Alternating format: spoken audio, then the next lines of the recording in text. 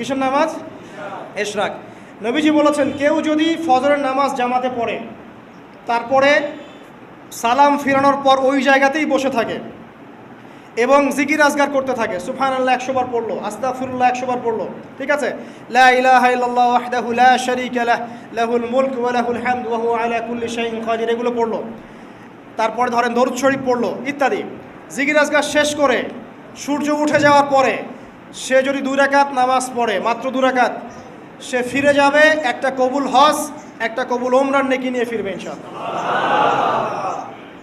আরেকটা নামাজ আছে, যদি পসিবল হয় পড়তে পারেন, 8টা থেকে 10টার মধ্যে পড়ে ফেললে ভালো, এরপরে সূর্য উঠে যায়, সূর্য গরম হয়ে যায়।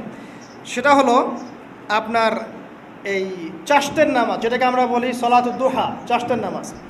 আমরা অনেকে রিজিকের সমস্যায় ভুগি না, দারিদ্রতা, রিজিকের সমস্যা, আমাদের অভাব,